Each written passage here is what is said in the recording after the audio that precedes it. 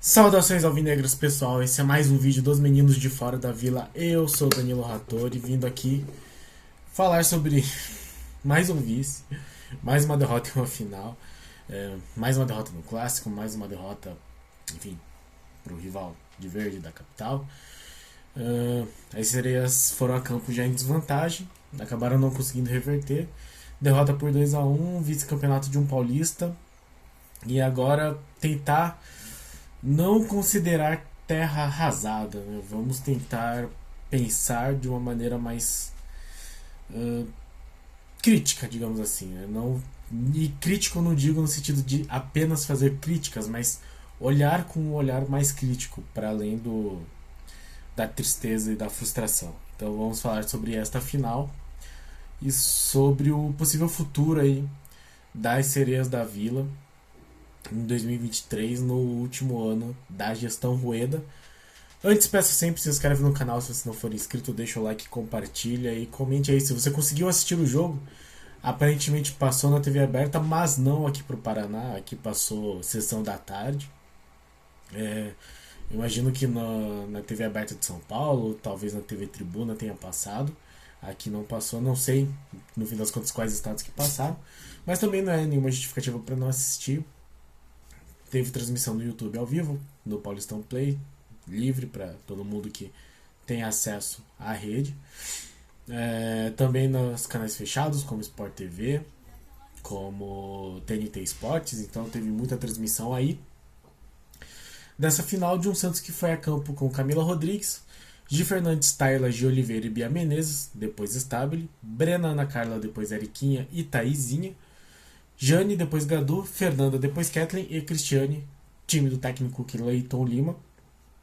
A Thaisinha, a gente lembra, era um possível desfalque. Ela teve um estiramento no ombro, acabou indo no sacrifício. Bom, era o último jogo da temporada também. Acho que era hoje, não seria mais. Jogo que teve, e aqui eu vou fazer uma nota, assim, não que a arbitragem tenha sido ruim, assim, mas vou fazer uma nota que na minha opinião é negativa da arbitragem, porque colocaram a Edna Alves Batista.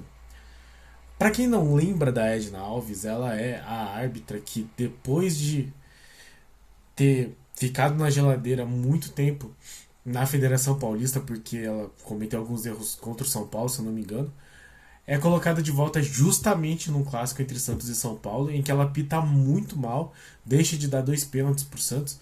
É aquele clássico que o Carille saiu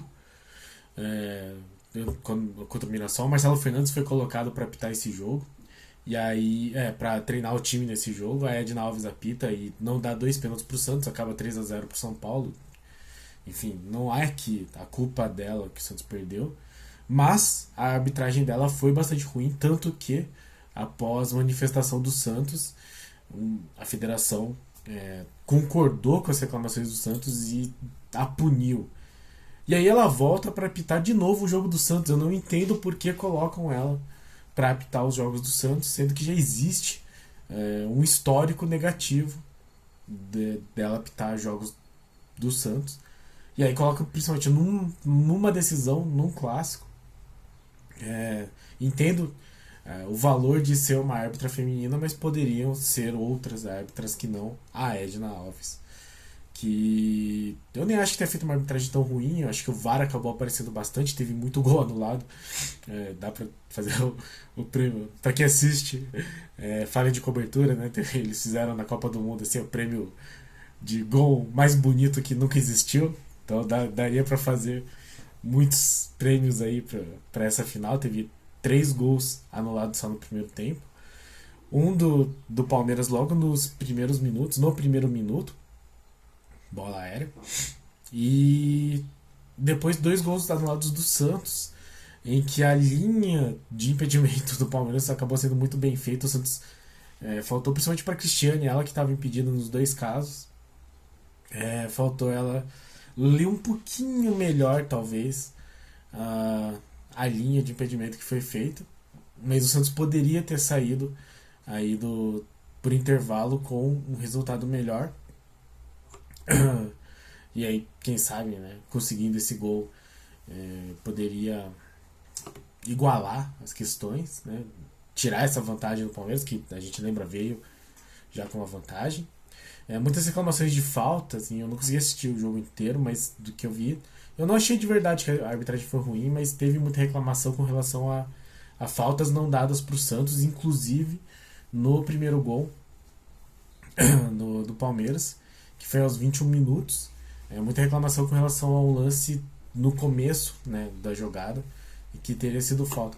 Eu não vou ficar batendo nisso, eu acho que o segundo tempo mesmo foi uma coisa meio trocação, o Santos precisava ir para o ataque, acabou abrindo espaços e cometeu o erro de novamente deixar a Bia Zanerato receber livre na área. No primeiro jogo foi isso, ela fez a jogada na linha de fundo. Nesse segundo jogo ela pegou a bola em posição legal, driblou praticamente toda a defesa. A goleira tentou sair, não conseguiu e ela marcou um gol. E aí meio que matou assim a decisão, 2-0, faltando 30 minutos, aí ficaria muito difícil. O Santos se lançou ao ataque, aos 31 tomou mais um gol. Um gol que na verdade, putz, deu muita dó, porque, bom, foi uma falha da defesa, a Ari Borges apareceu livre, atacante delas. Mas a Camila Rodrigues conseguiu fazer uma defesaça, a Camila Rodrigues que jogou bem de novo, ela tá se firmando aí no gol do Santos. Ela fez uma boa defesa, bateu na Tayla que estava voltando para ajudar na defesa e sobrou para Ari Borges empurrar para a rede, 2-0. A Kathleen acabou entrando, né, durante o jogo, ela não foi titular mesmo, entrou no lugar da Fernanda. Aos 37, a nossa artilheira maior fez o de honra da decisão, fez o 2-1. No agregado 3-1, fim de jogo. Santos vice-campeão. Triste, claro, né? A gente fica chateado.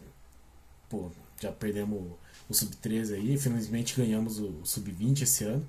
Mas isso, acho que não, esse resultado não pode apagar tudo o que nós dissemos até agora. Eu acho que o que o Rueda não tem de experiência no futebol se refletiu muito no masculino, né? Acho que ficou muito claro para todos os torcedores a falta de traquejo, a falta de know-how, digamos assim, falta de conhecimento mesmo, de trabalho do Rueda com relação ao futebol, e isso também se refletiu no futebol feminino. Então eu acho que foi muito interessante a trajetória do Rueda, tanto no primeiro quanto no segundo ano, de algumas semelhanças assim entre o futebol masculino e feminino.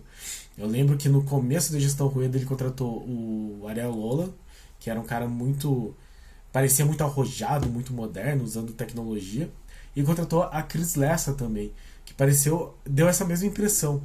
E os dois ficaram muito pouco tempo. E aí meio que o Rueda acho que se perdeu no planejamento e começou a cometer os erros que as gestões ruins costumam fazer, assim. Trouxe treinadores que não deram resultado ou que manteve interino durante muito tempo. Então o feminino teve muito disso, né? Ficou o Júdice, que era o auxiliar, depois que era o auxiliar da Emily Lima, na verdade, acho que ele ficou depois de um tempo, não lembro como é que foi certinho, mas teve problemas de bastidores. Depois veio a Tatiele Silveira, acho que ficou um tempo auxiliar do Júdice também, até vir a Tatiele Silveira, que já tinha sido campeã com a Ferroviária, então uma treinadora de mais nome, que também não fez um bom trabalho, e aí acabou trazendo o Cleiton Lima, que deu certo, pelo menos nesse final de ano, né, esse final de segundo ano do mandato do Rueda. Cleiton Lima que já tem um histórico muito longo com as Sereias, com o Santos Futebol Clube. Ele diz em entrevista que ele já tinha saído do futebol feminino, assim, que ele não tinha tanto interesse em continuar no futebol feminino, mas seguiu porque era o Santos, porque ele gosta do Santos, porque ele é santista. E imagino que ele vai continuar para o ano que vem. E aí, uma coisa que eu acho que também coincide com o masculino é que dá a impressão que no final do segundo ano o planejamento está sendo um pouco melhor. Então, se no masculino a gente tem um gestor de futebol que parece ser um pouco mais competente, ou pelo menos tem mais conhecimento, que é o Falcão, trouxe um treinador que é o Oder Helman. No feminino, o Rueda tentou ir pelo mesmo caminho, trouxe a Aline Chave, né, promoveu ela, acho que ela já estava no clube, mas para ser essa pessoa aqui que vai comandar o feminino, então é legal que seja uma mulher. Trouxe o Cleiton Lima, que é um treinador que já tem história no Santos, e isso meio que se refletiu aí, eu acho, nessa boa campanha no Paulista. Lembrando que o Santos liderou o Paulistão durante um bom tempo, e isso envolveu goleada em cima da Ferroviária, vitória em cima do Bragantino, que não tinha perdido ainda na competição. Acabou perdendo só em clássicos. É ruim, né? Mas perdeu, tomou uma goleada do São Paulo, perdeu do Corinthians na primeira fase e 2 derrotas agora na final. Mas ainda assim, para um time que não tinha nem se classificado no Campeonato Brasileiro, em que se classificam 8 equipes, agora se classificou, deixou o Corinthians de fora, o Corinthians que vinha sendo o melhor time do continente, para dizer o mínimo. O Corinthians não conseguiu ficar entre os 4 primeiros do Campeonato Paulista e já renovou com boa parte do elenco para o ano que vem. Então eu acho que existe o planejamento, existe uma esperança de que esse time consiga aí melhores resultados para o próximo ano. Eu acho que isso é o que fica para além do sabor fel de mais uma derrota no clássico, mais uma derrota pro Palmeiras, enfim, tudo que a gente que o torcedor santista e a torcedora santista já sofrem demais. Enfim, acho que é isso, é um vice-campeonato doloroso como sempre. Enfim, lembrando que o Santos podia, né, conquistar o 5º título e se tornar a equipe com mais títulos do Campeonato Paulista. Adiou esse sonho um pouco, mas eu acho que dá para esperar resultados melhores para o ano que vem. Então é nisso que eu me apego, tanto no masculino quanto no feminino. E vamos ver, né, se o Santos consegue aí manter esse bom planejamento no masculino e no feminino, para que o próximo ano seja melhor do que foram os 2 anos e que a gestão Rueda consiga fechar bem.